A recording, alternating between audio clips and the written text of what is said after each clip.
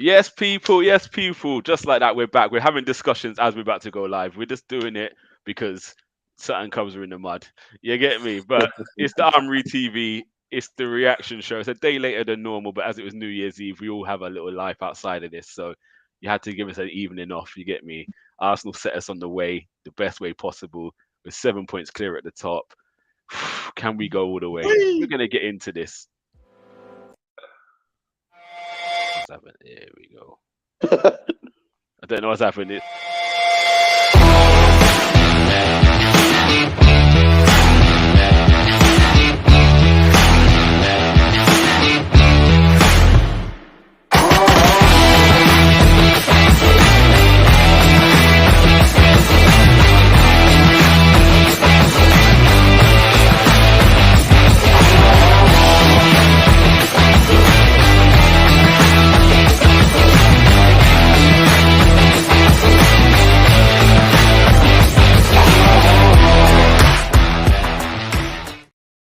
Yes, people. Yes, people. We're back. It's 2023. Arsenal on top of the tree. It's beautiful to watch. We've got a big boy panel lined up today. We got Gunner King with us. What you saying, bruv?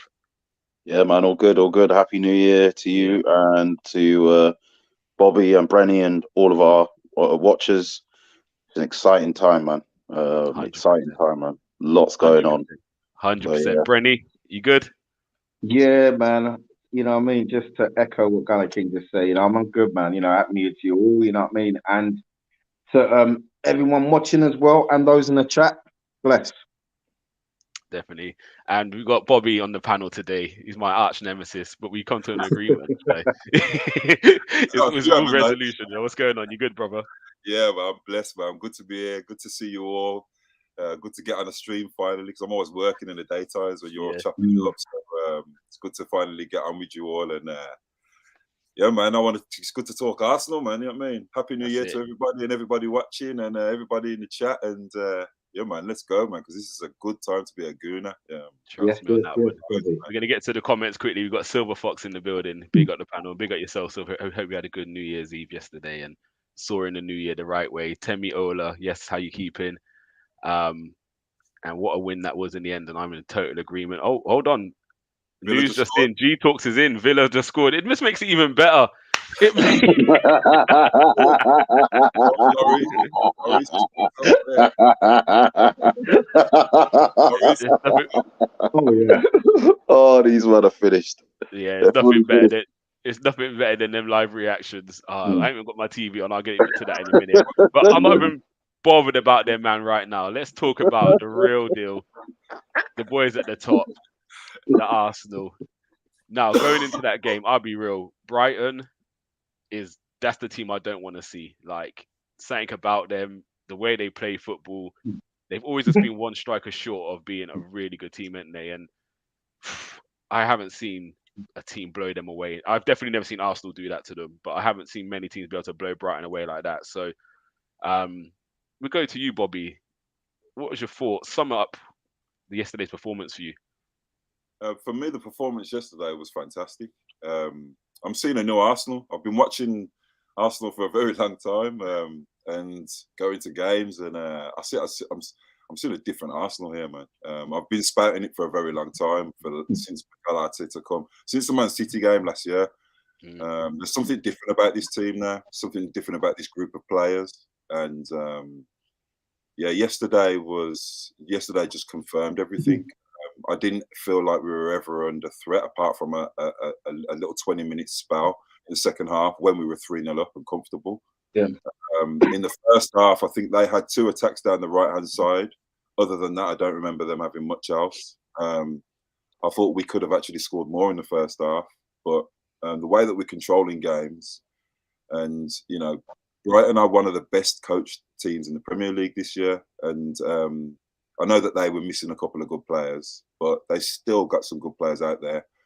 And we coped with it totally really well. We got our top players now are just coming to the party. Odegaard party. I mean, let's face it, we haven't really got a bad performer in the 11 at the moment. So yeah, for me to sum it up, it was just brilliant. Yeah, obviously we conceded 2 goals. It was nice. It would have been nice to get the clean sheet, but a win away from home 3 days after we just played against West Ham and 2 days before we've got to play Newcastle. I was expecting us to make a few changes late in the game, which would obviously change the way things are going a bit because players do need a rest. But yeah, 4-2 away from home. I was absolutely buzzing. I'm still buzzing now. I really am. I've watched the game 3 times. I've had it on my TV, going over and over and over. I'm watching Mikel's interviews, winding up people on Twitter, all the people that were doubting us a year ago, watching all Gary Neville's quotes about us, that he doesn't trust us and all this. I'm just really enjoying this. Yeah. And I feel like we all deserve this because we've been through the gulag, man. We've been through tough times since the Wenger areas, and we deserve this. And I've said it before on other streams that it feels to me like Wenger's come again. It feels like the rebirth. Yeah, I don't know if any of you can remember the Bruce Rioch times. It was dark times. Yeah. The only shining light we had in those dark times was Dennis Bergkamp. And even Armoury was still scoring goals in that season. Exactly. And it was a poor season by his standards at the time.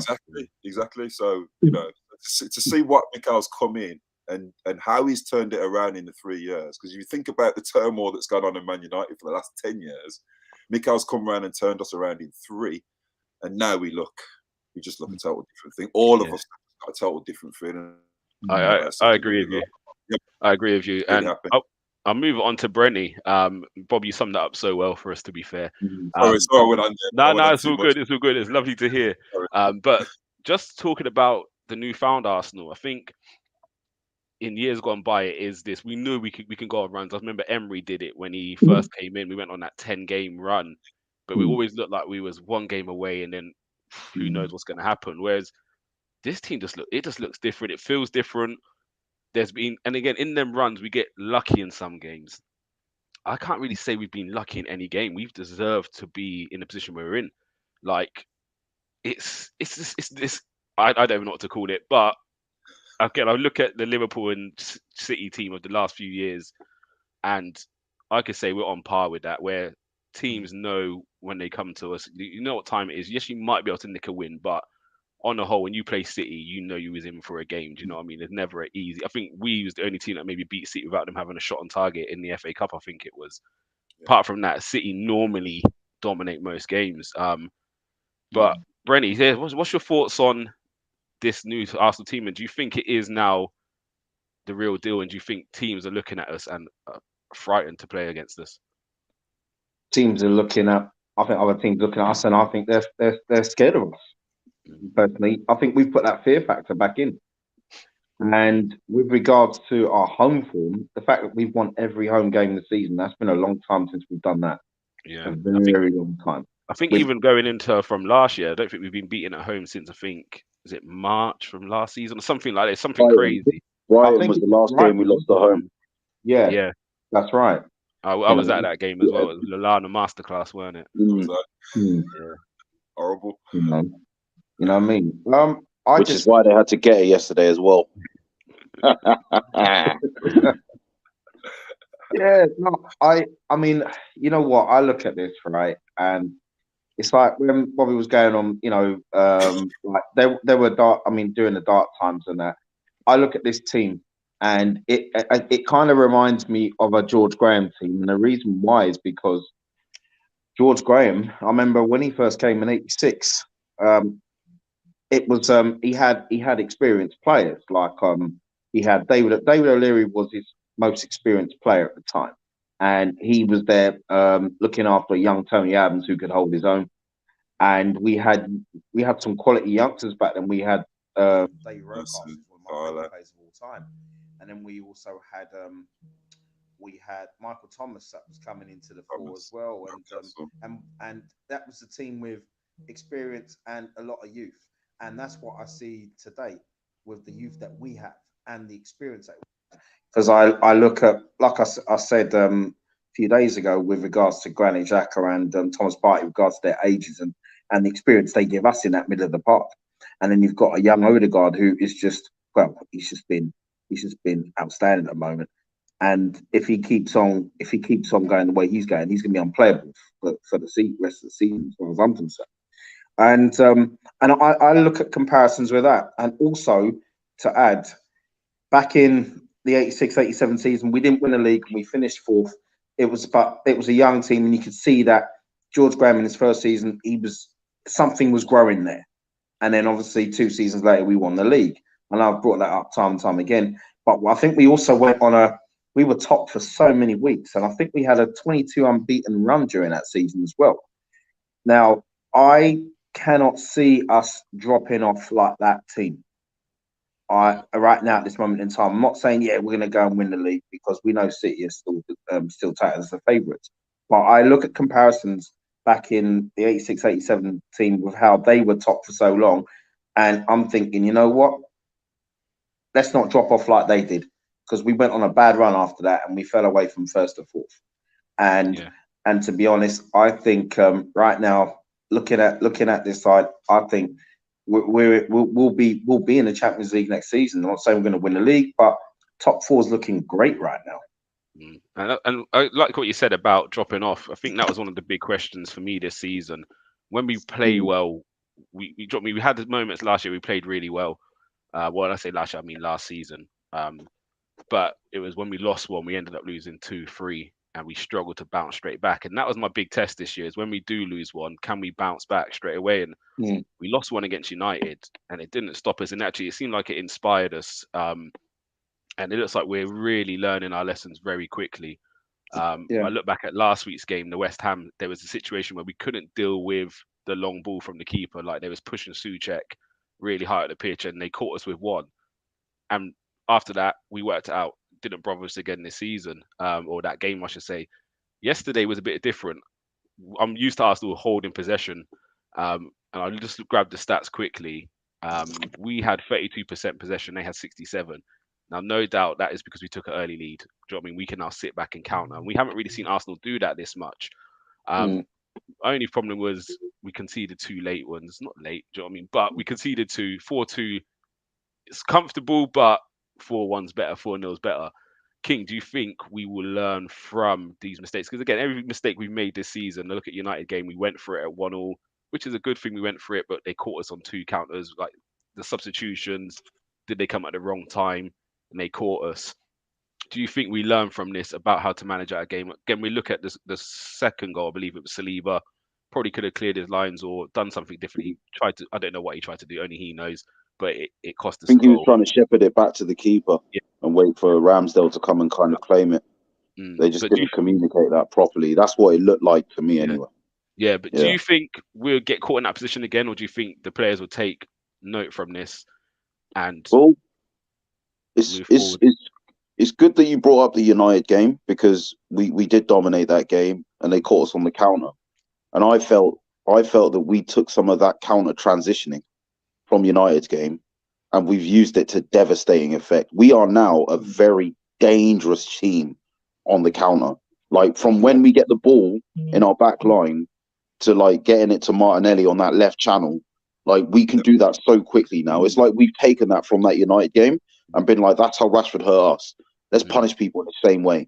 Against Liverpool, I think the greatest example, those 2 goals, both the first and the second goal, came from counter transitions, where we won the ball deep in our defensive line, or Saliba was a bit higher up in midfield, but still, that was because the line had pushed up for the first goal.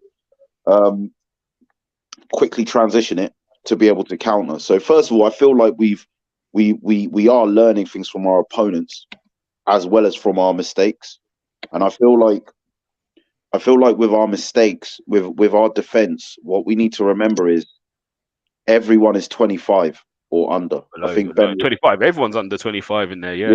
Everyone's. No, that's what I mean. 25 or under. Yeah, I think Tierney, Gabriel, and Ben White are 25. The rest are all young. Zinchenko, he's 25 as well. Yeah. The rest are all like Tomiyasu's like 23. Yeah. Saliba's 21. Ramsdale's 24, I think.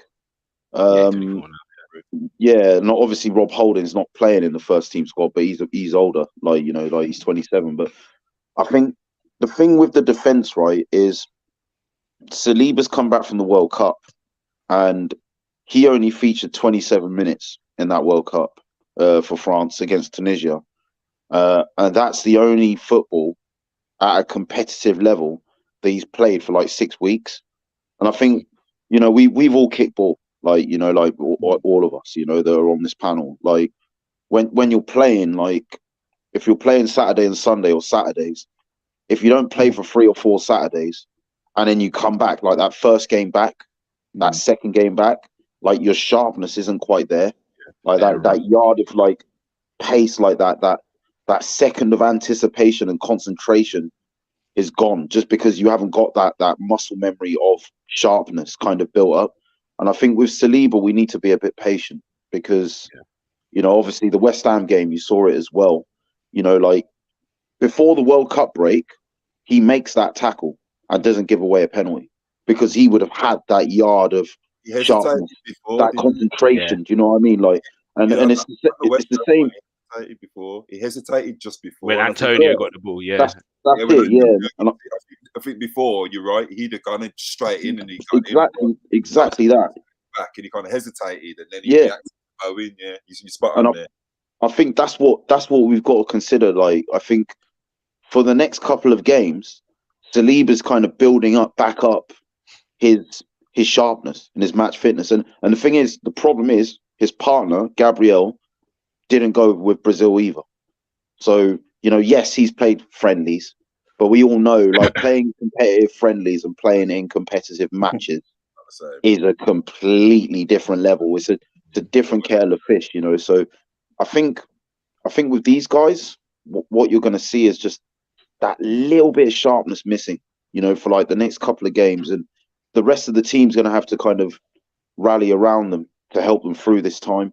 And I think what's important to note is not actually the defense. I believe both goals came after Partey had been substituted off, if I'm not mistaken. Yeah. So no. Tell like it was before Partey, because he was in that clip. Yeah, he was on the pitch. But it was the wing back. It was fullbacks had changed. It was both fullbacks that had changed. Right. Okay. Tomiyasu would come on, and both of them changed on 60 minutes. So I mean, you're bringing in Tomiyasu. The situation similar. Okay, he played more games for Japan. Yeah. But he hadn't been playing that many games. He hadn't been playing that many games before. Do you see what I mean? Because he was injured. So yeah, he wasn't fit out there. He went to the World Cup. He wasn't even in the squad for West Ham. Yeah, that's it. So for me, it's, and I don't really want to focus on the defensive side of it today, because we know what that defense can do. That's the one area I think none of us have got any issues with, even with the backup options. Like you're saying, you've got Tomiyasu coming on, you've got Tierney coming on, Holding's there. Do you know, we're very strong there. My focus I want to spend the next couple of minutes on is the attack. That was the big issue coming back from the World Cup. It was do you know what I mean? Martinelli had hardly played out there. Saka had played quite a lot. Jesus got injured, so we were relying on Nketiah. Odegaard didn't go, didn't travel. Obviously, his country didn't make it. So, again, even going back into that, we played Juventus in the friendly, didn't score, missed a glorious opportunity. Me and you was there, King. And then we played Luton behind closed doors and we drew 0-0. So, going into that West Ham game, you could only imagine what some of the fans were thinking. So, to come off that 2 games, scored 7 goals. 7 goals, but the beauty of it is you're talking 2 for Nketiah, 2 for Saka, 2 for Martinelli, 1 for Odegaard. Like, they shared it around, and 7 goals in 2 games. 7 in 2, and as I said, and shared around. So, but we was going to struggle to score without Jesus, and our season was going to fall apart without him. And I think, as Gunnar King just said, man, friendlies games different levels, aren't they? You can't judge the team off what goes on in a friendly, even though our pre-season form really excited me because we scored loads of goals and we didn't lose any games. But Gunnar King just said it there. When you're playing in a friendly, it's a total different mindset to when you're playing in a competitive game. And especially when you're playing in a friendly, when you know that your team is at the top of the league. Do you think any of our players would have been going 100% in all those friendlies? Or do you think they would have just been thinking, let's get some rhythm into our bodies, because we haven't been playing competitive games? And then as soon as the competitive games come, again, I mean, I always say this: it's a mentality. I mean, if everyone's played, if you're playing and you're top of the league, you feel totally different to if you're playing and you're fighting in fifth or you're fighting in 10th. If you're top of the league, you can't wait for the next game. And those little niggles you don't feel like you would probably feel any other time of the season. So the mentality and the mindset that you're going to have going into games, knowing that you're top of the league, knowing what your team's capable of, is going to be totally different. When you're just going into a friendly thinking about you getting minutes. So yeah, man. For me, these boys, they're ready. They know what they're doing. And every time that someone keeps doubting the media, what do? We smash straight through it. There was going to be an issue when we was playing against.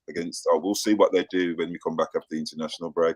We'll see what they do after they've played against Spurs and Liverpool. We'll see what they do after these next 8 games before the World Cup, because then we'll know what they're going to do. I don't trust them. We'll see what they do after the World Cup, because they won't have played. They would have lost their rhythm. Every single agenda that seems to be thrown at us, we seem to be breaking through. And I don't think there's actually an agenda in our changing room, in the dressing room. An agenda. I think they're just literally taking each game as it comes and doing what they know is the right thing to do, which is the system that Mikel Arteta has set up. And the system that is set up is working. They all know that it's working. So, and again, as fans, I think sometimes we have to hold our hands up and say we get it wrong. Yes, from the outside looking in, we can see certain things. He's trusted some of these players. Yes, we wanted a DM. It was notable. We put a bid in for a DM on deadline day. We wanted a winger. We went in for Rafinha. It didn't happen. But what I like, it could be frustrating. And I think last year, one more player may have got us over the line for top 4. But actually, yes, we might have missed out on Champions League for one. It would have been lovely. But what I'm seeing from this team now, I don't give a damn if we made Champions League last year or not now, because we're on to bigger and better things. Do you know what I mean? And we're not panic buying. We're buying correct players. If we don't get a player we want, we're just not a problem. We'll hold back. We'll go with what we go with, and then we'll build again. And actually, if we end up bringing in a Mudryk, if we ended up bringing Savage or Tillemans, if we get, look at Gunnar King smiling, I can see the grin. But if we get these players, if I think, I saw a picture the other day, and it was 4 players Arsenal were linked with. It was horrible. It was like Ryan Fraser, somebody else. And I remember that year I was saying I would take Fraser on a free transfer.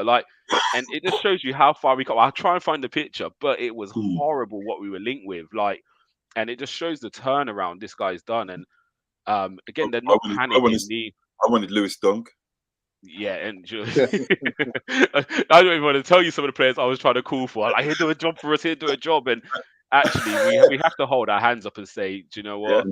Arteta, whether he stumbled across it or what, I don't know. But he had his thought, he had his process. He got rid of what he wanted to get rid of. He didn't panic when we're all losing our head. Again, maybe if we had Douglas Luiz, maybe we don't lose to United. Do you know what I mean? But the long-term plans of this guy and what he's building is remarkable. And again, I think any team player we bring in now, I've got not much fears, because I think the system is so well drilled and oiled. I can't see anyone coming in and not making an impact. I remember wanting us to keep Willock, and we sold him for 25 million. I remember being upset because we didn't get Maddison, and we got Odegaard instead for 30 million. So we offloaded Willock for 25 million, added 5 million, got Odegaard, who is now the best number 8 in the Premier League based on current form. Yeah.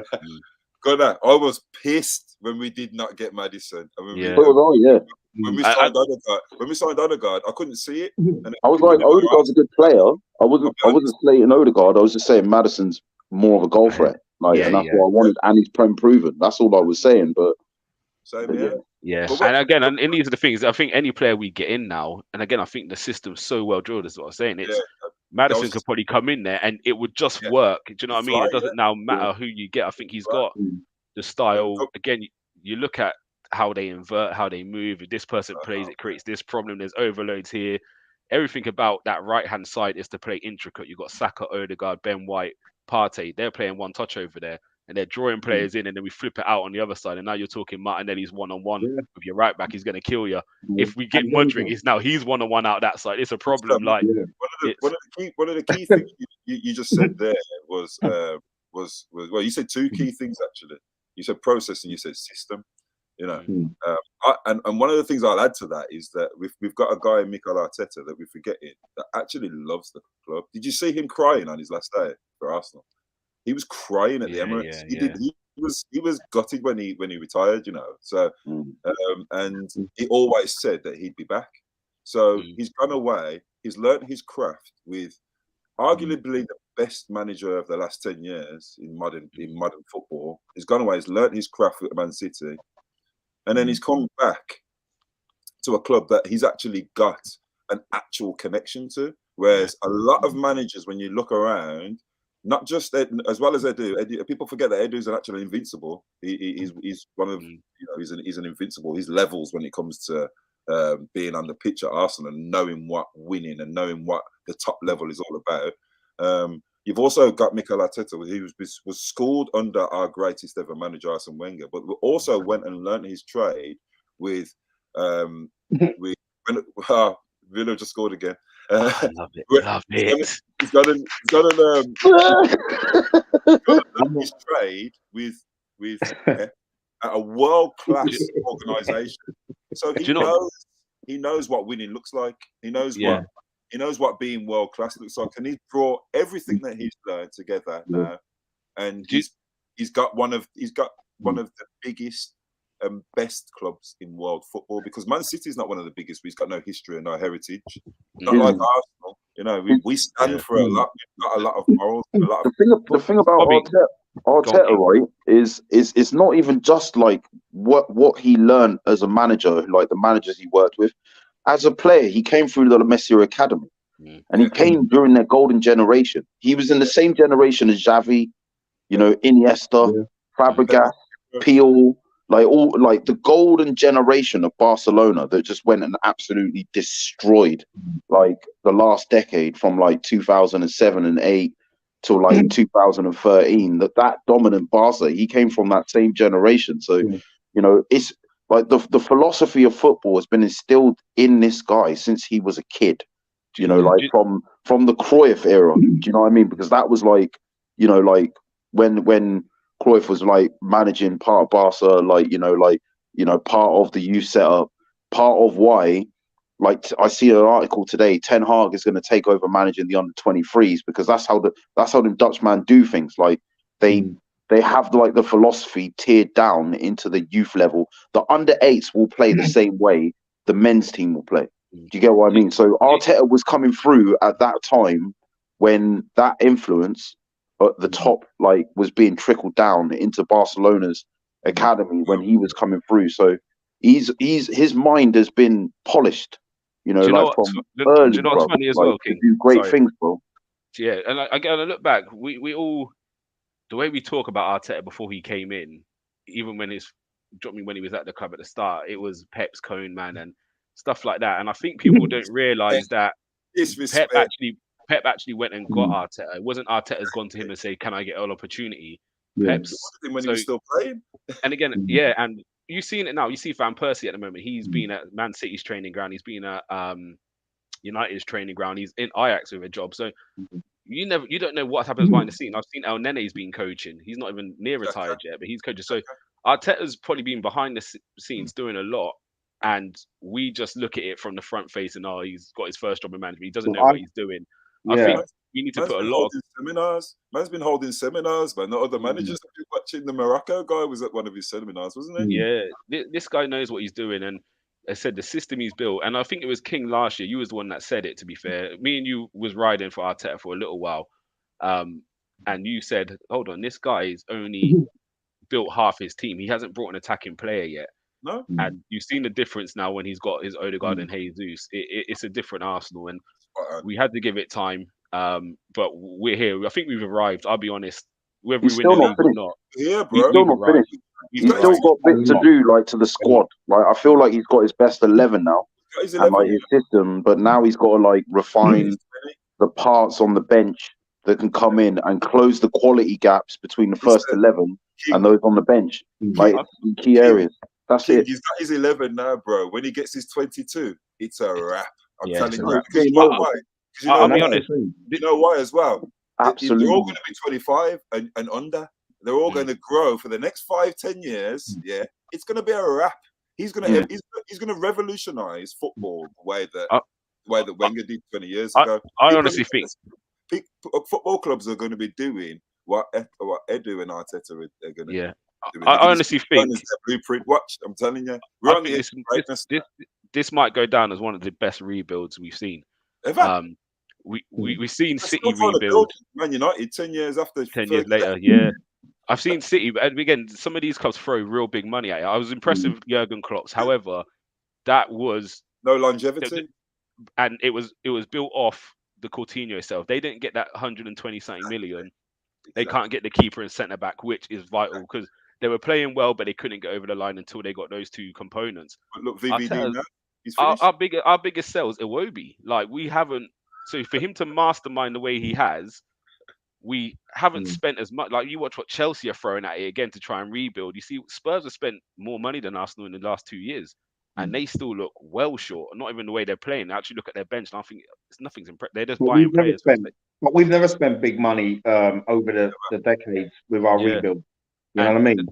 And how much credit's got to go to Vinay upstairs because there was a point where Arteta come in as head coach, and after a season he got a new title and he was made a manager, and he's now allowed Arteta to implement again because Emery's job was coach. We buy the players, you come in and coach them. Arteta come in as coach. We buy the players, you coach. And after a year, they changed it. They gave him and Edu more control. Yeah. So again, hats off to Vinay because again, sometimes as someone in a boardroom, it can be difficult to say actually maybe we got it wrong. I need so because again, what you would do, what Chelsea do is, get rid of him, we get someone else in. Hopefully, it fixes it. Get rid of him, get someone else in. Hope and it doesn't. It might win. You might win something that season, but long term, it doesn't change much. I look at the changes in this Arsenal team, and again, like you said earlier, Bobby, the age group of the players. So even if Arteta leaves in 3 years, you're talking about guys in their prime. Now, if you are selling, we all have to sell one. Can you imagine how much we make on Odegaard? Can you imagine how much we make on a Saka or Martinelli? Even to Tavares, I'm having a conversation. If we sell him, we was talking 30 million last year. He's gone out and smashing the French league. Exactly. You're talking 35, 40 if you want Tavares now. Balogun as well, smashing it. I don't know if we're keeping him or selling Nketiah, but Nketiah's coming in and doing his thing. I don't know, the key fundamental is we're not going to hemorrhage money. You know, like we lost 200 million on Ozil, Lacazette, Oba, and Ramsey. Yeah, a lot of money. Just 200 million just gone. You could even throw in Maitland-Niles. We didn't take the 20 mil for. Like, there's so many players. Socrates, we let go on a free. There was so many. Kolasinac's another one. I know we didn't pay money for him, but we let him go for free. Big signing on fee, big wages. Because we didn't that's what people need to understand. Free transfer doesn't mean free. Exactly. I always say the King. I always make this point, man. They're still getting paid a whole heap of money, man. Yeah, but usually you pay them more because you're offsetting what you didn't pay in a transfer fee in their wage package. You know, he's grabbing an extra 30 grand a week. So yeah. Nah, we're in a good place, and it's so nice to hear and see all the Arsenal fans at the moment happy as Larry, like enjoying the football, enjoying the club. Again, there's no real stress about the players we link with. We're just enjoying it. And you know what? Guys? You know when we're talking about experience, another thing I forgot to add is that when I look at Jesus and Zinchenko, the experience they have of winning the Premier League more than once is only help the lads. You know what I mean? As well, so that's important. They know what it's like to win a title. So, and even going back off that, Brenny, like. The fact he brought them to and we gave it down to he's played for them before. But I remember a year ago, King, you remember the streams, people are screaming at me, who can Arteta retract? Blah, blah, blah, blah, blah.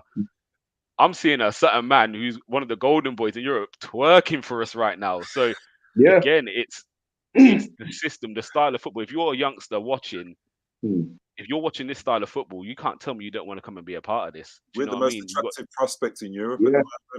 Pedro Leao as well. He came out and said that he watches mostly Arsenal when he was interviewed last week. Really? Pedro Leao came out and said because he's been linked with Chelsea, and they asked him if he watches much of the Premier League, and he was like, "Yeah, I do, and I really like Arsenal." It just reminds me of the Armoury days, and I was at Chelsea ain't got that juice no more, bro. We took it back, bro. Yeah, and that was my fear. I remember being on streams not so long ago. I don't know if you were on with me, but I was saying again when I was doing coaching, sometimes they ask me to go and coach the younger kids, and I go out there and I don't see no Arsenal shirts, and it broke my heart because when I first started coaching, everything you saw was Arsenal. I'm based in Reading. You don't see much Reading shirts, but it was Arsenal, United. I'm seeing a lot of Chelsea kids under 10 Chelsea. My nephews have got City shirts. Like, we talked to Terence on another day, King. Don't worry about that. But Arsenal had lost that new generation coming through. They wasn't interested in being Arsenal fans. Like, we weren't playing good football. We wasn't winning anything. So, yes, City was more attractive to them. Chelsea was more attractive. I'm seeing a lot more Tottenham shirts than I ever saw in my life. But I'm telling you now, if we carry on this way, it's not going to be long until you start. And again, our kits are the sexiest kits as well. So it does help. But it's not going to be long before we start the seeing biggest more Arsenal local kits. fan base in London anyway. Yeah, so like it's going to take a long time for that to change in London. But yeah, you're right. Like outside of of it, London, yeah. like other areas, we got to fix up, man. Yeah, so it's good to start seeing this Arsenal back, not just winning, but playing pretty football. Because it's attractive. Players are going to want to come here. Again, if you're a youngster and you're looking at, well, hold on, I've got all these young boys around me. Like, this is what I want to play with. Do you know what I mean? Declan Rice the other day. Sorry? Did you hear Declan Rice after the game? Oh, his face was red. He looked like he'd been 12 rounds with Tyson Fury. Like, he looked battered. The guy, he had a hard day. No, he was full of praise for us as well. I think that's what Bobby was getting at. He looked flustered. His tactical analysis of us as well was really good to hear, man, because that's a top midfielder talking about that's what I want. Us pressing them to life. He said we smothered them all over the pitch. He said it was like playing against Man City. That's like £100 million centre midfielder talking about us at the minute, you know. And he's not gonna cost that much at the end of the season because he's only got a year on his contract, and he said he's not renewing it. I'm just saying. Throwing out there for it. Yeah, I'm just saying. Yeah, do with that what you will. Yeah. But as for Mudryk as well, yeah, like so he won Shakhtar Player of the Year for the second consecutive year in a row. He makes an Instagram post to celebrate. Do you know what song he uses? Drake, Circo Loco. There's a line in it, that actually makes a reference to Arsenal winning the Premier League. Still got to see the Gunners win Premier League, and then he goes on his Instagram on his story during the Arsenal Brighton game, and he posts a video of Arteta and De Zerbi like talking, and it says two great managers because De Zerbi used to manage him at Shakhtar, and obviously his new manager. I was gonna say out there, I don't get gassed like this normally, but I feel this is happening. I follow Mudryk on everything there, so I'm like, it just tells me we get our juice back. Do you know what I mean? Remember when it used to be Arsenal and United? If one of these clubs turned up at your door and said we want you to play for them, that was it. You was dragging your body over hot coals, to put on the cannons, bruv. Do you know what I mean? That was it. Like, and we're starting to get that. We're starting to get the fear factor back from our rivals, man. The Liverpool tears, the Man United tears, the Chelsea, Spurs tears. All these guys, the more they keep talking about you're not going to do it. You're going to bottle it. You know what it's telling me? They're afraid. They're afraid because they're starting to think, what if? What if? What if? Yeah, like, and I've been saying all along, we've got like for a good couple of months now, we can. Doesn't mean we will. Yeah, but every game that goes by, as Bobby said, it was October when we had Liverpool and Spurs. It was after we lost to United. You're going to go on a run now. It's all going to fall apart. We went on an 8-game run between that United game and our next loss. And that loss wasn't even in the league.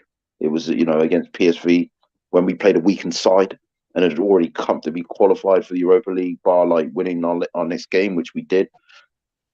So it's I'll be completely honest. Changed football club, completely changed animal.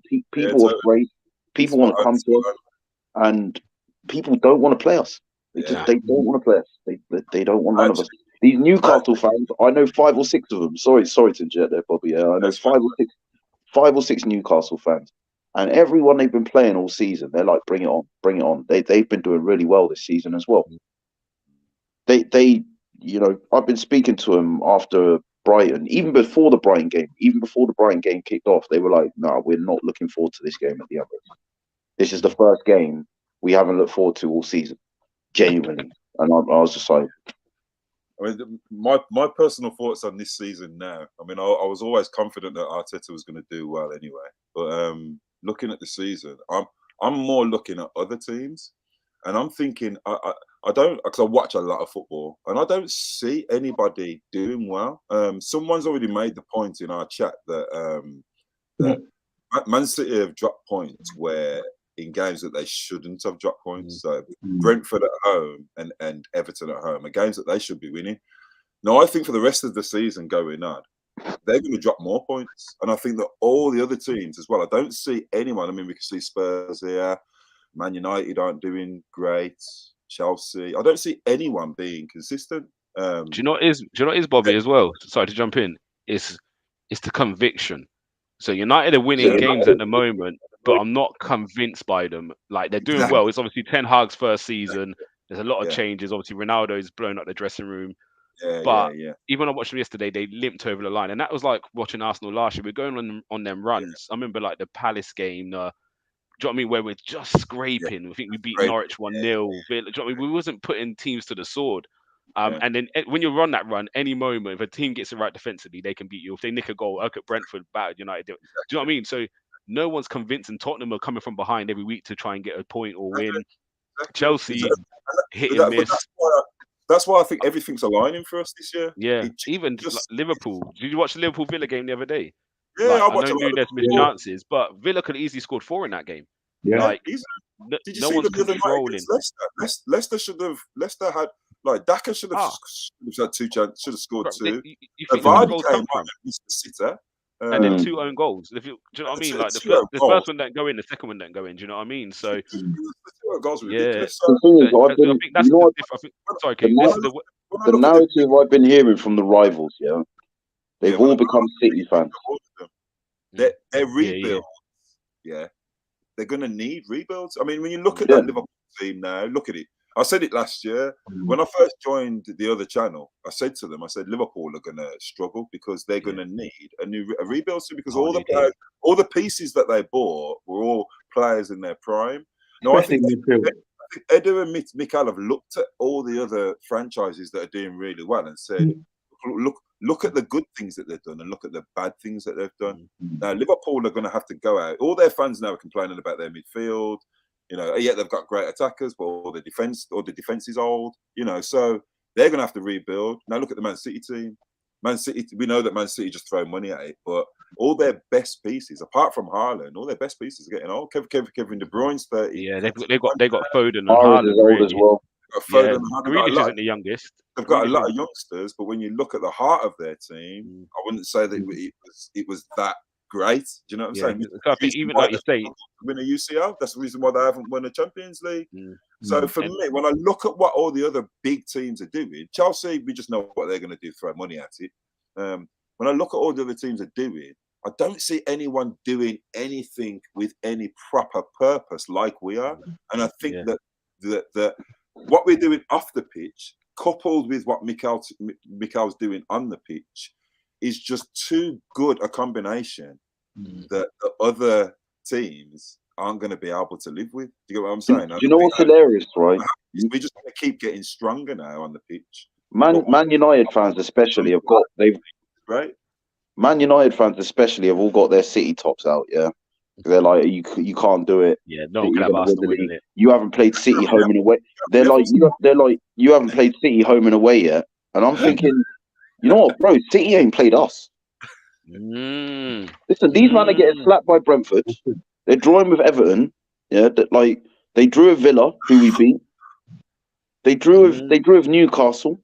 Yeah, and they were very lucky in both those games. Oh yeah, late comebacks. They lost to Liverpool, who we beat.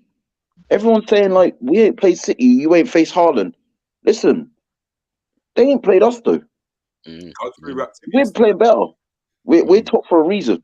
Like the people think I'm arrogant for saying this. It's like respectfully, no team in this league at this present moment, if we play our best football, if you tell me that we're gonna go out and play our best football yeah, then as far as I'm concerned, it don't matter who we face. We will beat them. I hear that. This I hear that. season. Sorry, You get just what I'm saying? quickly, just quickly, Even the King. game Sorry. we lost, the Man United game, yeah, we were totally dominant in that game. It's not like they came and stuck it on us at all. They soaked us up. They hit us 3 times on the counter. Listen, King, just quickly, sorry, we're going to run into player ratings because myself, I've got to bounce, and I think Brenty might have to go soon as well. But you lot can stay on the stream and keep going because do like 10 more minutes to go. no problem. So yeah, we could have gone on all day, and we're going to have to link up again soon and keep going about it. I think we need to do 2022 wrap up really and honestly because I've looked at it came up on the TV yesterday. I think we are third in terms of points for 2022. I think we was only a few points behind City and Liverpool, which shows how well we have done. And it was just that little period where no Partey and no Tierney, what really kind of affected us last year. But yeah, Chris Moss is here. How you keeping, Moss? You good? He's saying Conte's style is so attractive, eh? It is brilliant. Because again, these are managers that we were calling out for because we couldn't defensively get it right. We wanted people like Simeone, we wanted Allegri, we wanted a Conte, but it's just showing the board. Actually, we have to give them credit for what they went out and done. But we'll save that for another stream. Let's quickly get into the player ratings before we have to bounce. We'll go one person each. We'll start it with Brenny. You've got man like Aaron Ramsdale. Quick score and then just a 30-second little review on it. I would have to say, I'd say what 6.5. I don't think it was the first goal, the second goal, yeah, that was just. But I'd say 6.5. Fair enough. Bobby, we'll go into right back. So you got Ben White. Ben White for me, 8. Yeah, he was brilliant. Kids are Rolls Royce. He was brilliant. He's world class. I could honestly probably say he's having a world class season, but he's showing world class tendencies because he just gives the game needs. Bielsa used. I saw a tweet. Bielsa used him as a DM. Potter used him as a centre back. Mikel Arteta used him as a right back, and pretty much every club he's been at, he's got player of the season. Bielsa's used him as a right back as well and a centre back. Bielsa used him as 3 positions, yeah, because he played. Yeah, Bielsa used him in all 3 positions. He actually started left wing for Leeds in a game as well. Crazy, and he has played right side of a 3 in the centre of a 2. Like he could do. I think the one big credit for him for yesterday was when he came off. You saw had different standard, and Tomiyasu is good, and I saw a massive drop off. So that's credit to him. King, we're going. He was Mikel Arteta's. He was the first one that Mikel Arteta told Edu that he wanted, like in his new kind of regime, wasn't it? You can see why. Yeah, definitely. King, we're going to Saliba. Give me a score for him. I'm going to give him a 6.5. Not one of his best days. I'd probably say 6 to a 6.5. I'm going to give him 6.5 because, as I said, I think he needs to build his sharpness back up.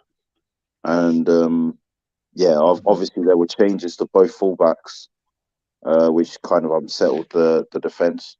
Could have said he could have done better for one of the goals, but I think overall the control of the game, like, you know, sort of how he was getting us on the front foot up until that point was his usual self, you know. So yeah, I'll give him a 6.5. Fair enough. I've got Gabriel then. I'm going to give Gabriel an 8. I think he was solid. One of our better performers in that game. Not saying he's and I've been critical of Gabriel this season, as a lot of you know. I was calling him out earlier in the year for being a bit rash and making some mistakes, coming out of line when he doesn't need to. But I would say since December, I've been really impressed with him. And it continued again yesterday. Brenny, you then got Zinchenko. Was you shocked to see him back in the starting 11? Because we saw he hadn't really done anything over the Christmas period. He came on for 20 minutes against West Ham and he's straight back in the 11.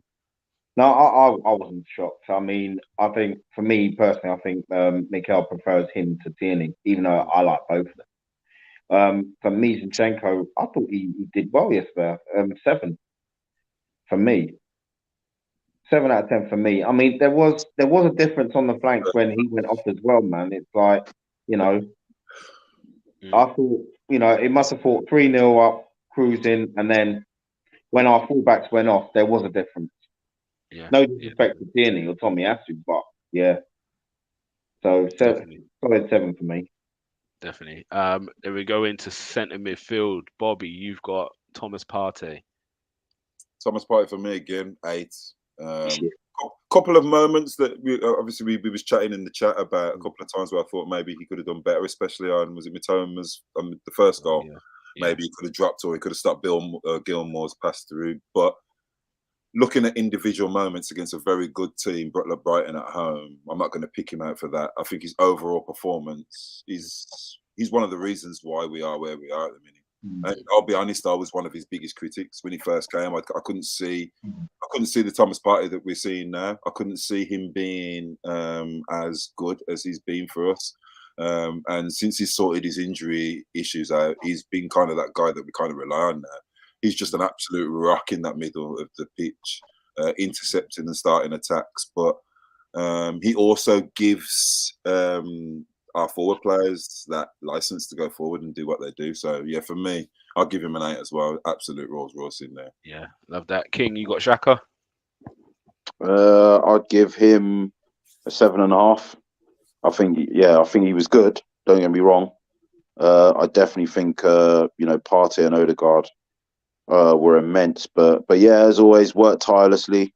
He did some good defensive work towards the end in that frenzied kind of 15-20 minutes, I thought, as well, where he kind of reverted to dropping a bit deeper, but was very disciplined.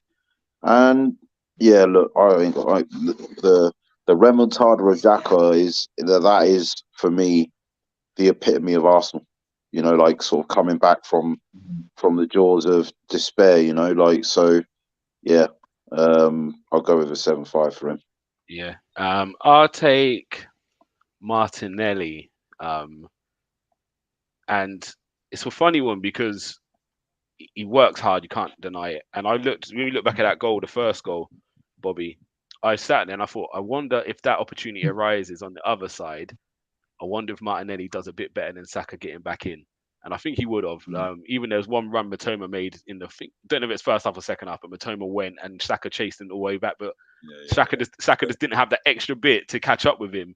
Whereas I think Martinelli's just got that little bit more in the hamstrings, any. But one thing I will say, Martinelli, you can't fault his effort and work rate. However, end product, sometimes I'm starting to question it, but I think he's just got to be a little bit better. And yeah, I don't know if I'm being harsh on him, but there's a few times where I'm thinking he's just not making the right decision in the right area. The goal he scored, I looked at that and I thought, I'm so glad he scored it. But if he misses that, it's reminiscent of Kane in the Euros. I think it was the Euros where he should have squared it to Sterling. It was right there, wasn't it? Yeah, you've got to square those ones. And we look back at our favourite Armoury. Like Henry's goal scoring record probably wasn't what it should have been because he's squaring 15 of them a season. Do you know what I mean? It was never about him scoring the goal. It was about Arsenal winning 4 or 5s or Arsenal winning. And I'm not saying Martinelli's a selfish player. I'm not saying that at all. I think if you look at Martinelli's run at the end of that, yeah, I think what his problem was for me, I mean, he's still young and you can see that in him, yeah? But if you watched his run, his initial burst got him ahead of Lamptey. What he then did was his next touch took him straight instead of going across Lamptey's path. Yeah. If he'd have gone across Lamptey's path, the pass to Saka or the finish would have been a lot easier. But the angle that he was at when he was going at the goalkeeper, I think basically the pace that he was moving at scored the goal. Yeah. Do you know what? And I can't fault it because I don't think Sanchez could react to it, basically. Yeah, and to be fair to get away from Lamptey is not easy. Do you know what I mean? To actually dribble with the ball and stay away from Lamptey, it's not no joke. So I know sometimes I could be overcritical, but it's just that in that moment, if that's at 0-0 or 1-1, and it's the one chance we get to score. No, I don't think he makes the same decision in that situation. And that might be the difference. That might be the difference. You know what I mean? But listen, I played as a winger. I played as a winger and a striker. Yeah, if you're 3-0 up, yeah, and you're in that position, you're shooting.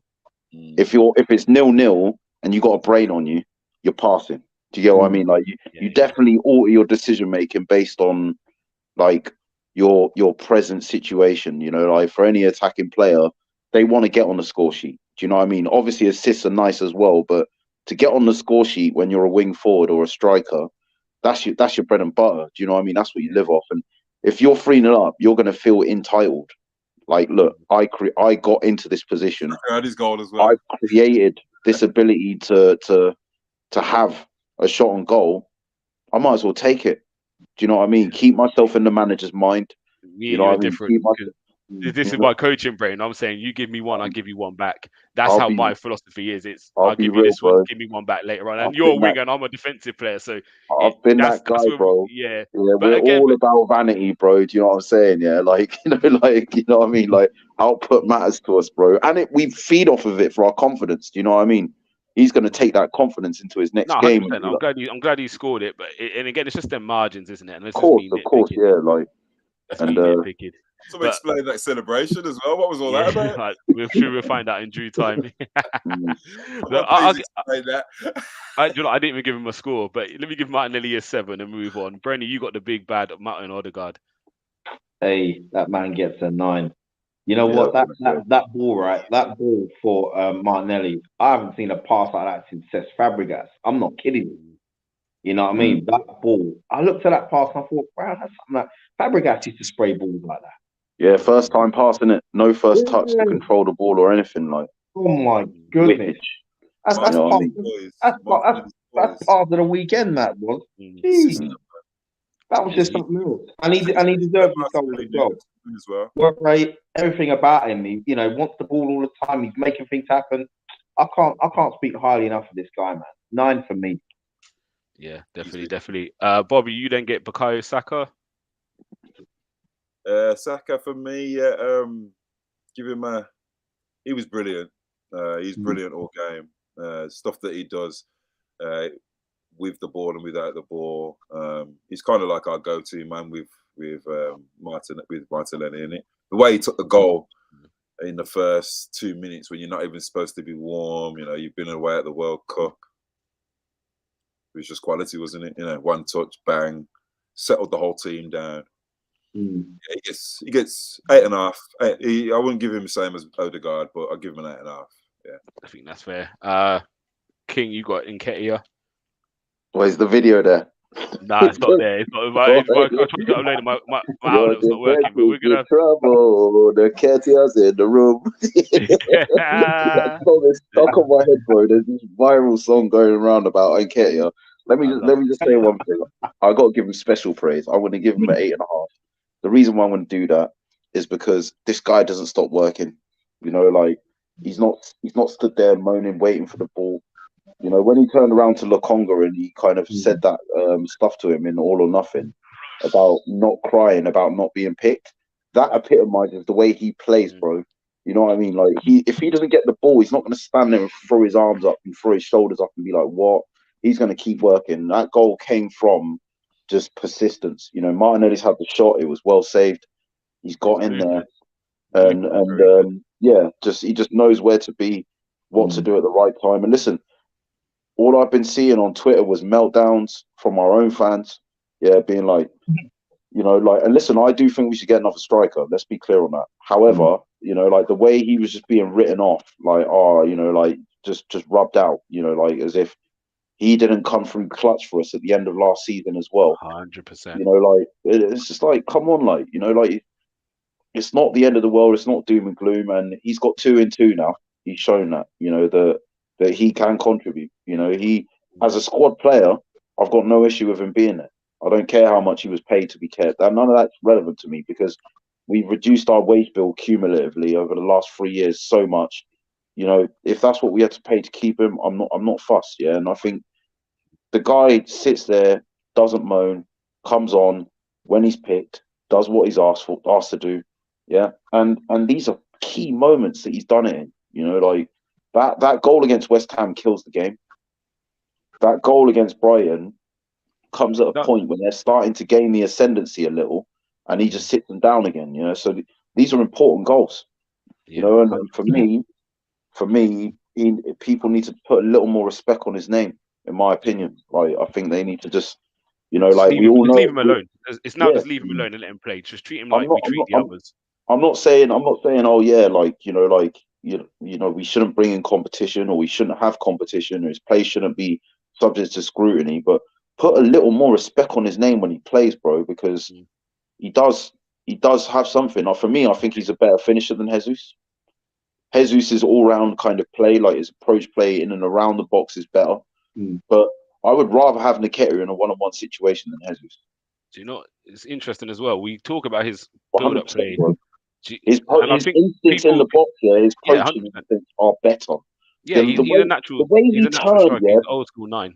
That West Ham goal, the way he turned and he let the ball run across his body, that is pure poaching instinct. He's old school 9. I wouldn't even call it, but he's an old school 9 anyway. He wants to play between the two posts. However, people aren't respecting his game all round at all, because I look at the 4th goal, and this comes from the whole game. He's been able to get hold of the ball and hold off Dunk and bring players in. And if Dunk doesn't come close, he spins and he goes. Dunk's got that in his brain. And if you watch the 4th goal, he comes and shows. Dunk knows I've got to go with him. If Dunk doesn't respect Nketiah, he needs Nketiah to get the ball there, and someone else can come in and help. He goes in with him. So he goes in. He goes in with him, which creates the space, because if you look at the gap between Lamptey and Colwell, Martinelli can get in behind. And if you watch the it was Leicester v Liverpool the other day, and what you saw was Oxlade-Chamberlain kept coming inside, which kept drawing the right back in with him, which left the space in the channel for Darwin Núñez. And it's exactly the same. People will underestimate. It's only a 10-yard move Nketiah has made, but what he's done, he's dragged the centre back with him. It's created a massive gap for the ball to go into, and Martinelli's got the pace to hurt. And it's these little things which make a difference. Sometimes it's an unselfish run. People don't see them. I might make a right back does it all the time. Don't see them things. And right backs do it for Saka all the time. If I run around the outside, it gives the left back something to do. You can now come inside and use your left foot. And there's little things like that which make a difference. And that only comes because Dunk is worried about Nketiah. If Dunk's not worried about Nketiah, he doesn't leave his space. He stays there and says, "Go and get the ball. You can't hurt me."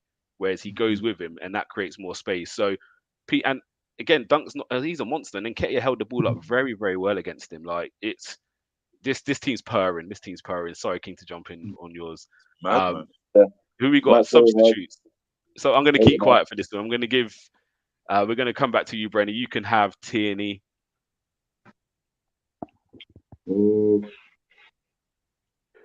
He when he came on, I thought he struggled a little bit, but then he grew into the game and he made some important challenges. I felt. Let's give him a standard 6. Yeah, and Bobby, you got Tomiyasu. Tomiyasu, I thought was okay. I saw he was getting a bit of stick on the timeline, and in chat, everyone was saying that he was pretty poor. But for me, he hasn't played a lot. He's the first time he's trained was this week, wasn't it? Because he wasn't in the squad for last week, for West Ham game. West Ham. So I don't know whether maybe they should have probably used Cedric instead of him. Maybe he was probably wasn't fit. But I didn't think that he was actually that bad in the game. As I pointed out with that goal, the Mitoma goal, I thought that was more to do with Odegaard's not tracking Gross than it was to do with losing Mitoma. Because as you know, obviously Gross scores a lot of goals coming from midfield and Grossing into that area. So I think maybe if he'd have gone and engaged Gross and maybe made the tackle, then maybe he could have stopped it. But I think that's probably really harsh on Tomiyasu, because, as I said, he had one in front of him and he had one behind him, and Saka was up there. So it was kind of like, which one did he go for, sort of thing, you know? So so for me, same as Brenny, just give him the standard 6, 20 minutes. Coming on when you're away from home, 20 minutes to go when the other team are when you're under the cosh a bit, it's never easy, especially 100%. When you haven't played and you've got no rhythm. So give him the standard 6. 100%. We're not going to score Holding. We're not going to score Elneny. I was happy to see Partey come off and rest up, but Silver Fox is trying to give them 10s. Yeah, I was going to say that as well. Yeah, he said Holdino and Elneny, the best closers in the business. But again, team, you know what I mean? The good thing is, when we are trying to shut up shop now, that's the size of them man coming in, Holding Elneny. Do you know what I mean? They're hard objects to move, so it's boding well. I think defensively we look good when we need to hold on. Let's all give a score to Arteta, but just the score, no conversations. I've really got a bounce. 9. We've got a 9. Bobby? 10. Brenny? 9. Halfway I'll go. through to get a result. I'll go with a 9 as well. King, are you staying on or are you looking to bounce? No, I think I want to catch Paxton Road, bro. Yeah. Paxton Road is chill. Sorry, guys. Everyone, I I was forgot going to stay about on that. and talk about Mudrick. I'll do another show about that tomorrow, Yeah. or even later on. But So no, what's I it going to wanna- be? What's it going to be? Popcorn or cigars? I want to see these men suffer, bro. Hey, Gunner King, what's it going to be, man? Popcorn or cigars? I've got the popcorn ready for them. Bit both. You know what I mean? Bit both. Bit both. You know. Love it. Must get some Courvoisier, man. Trust me. But right, guys. still got On some of that that note, left over, I think. we got to bounce. I love talking Arsenal. We said 30 minutes. We're over an hour. It's what happens every week. But you know, it's good times. It's lovely to be talking about Arsenal in a positive, and that's the most important thing right now. Top of the league, 7 points clear, starting 2023 with an absolute bang. As such, Paxton Road and chill. Make sure you head over there, guys. Let's give them as much likes as we can. Let's be in the comment sections. You'll see me over there. Even though I didn't watch the game, but I'm gonna make out I did. I know what happened. Tottenham played defensive football and got beat. It's the same old, innit? Friendly reminder. Tottenham get battered everywhere they go. Tottenham get battered. Now, man. Hey, the darts now. They came out with that already. They're on the darts. Yeah, I love it. But yeah, guys in the chat, be Silver Fox, Moss, and the rest of you, big up yourselves. Big up Emery, man. Big up Emery. I don't think he's ever lost to Tottenham. Yeah, he's got a great record there. There'll be another show. I think maybe tomorrow. Arsenal obviously got Newcastle in a few days' time, so we'll be back. But yeah, let's just hope we keep marching on the way we are and keep believing. And guys, thank you so much. Have a great evening. All about.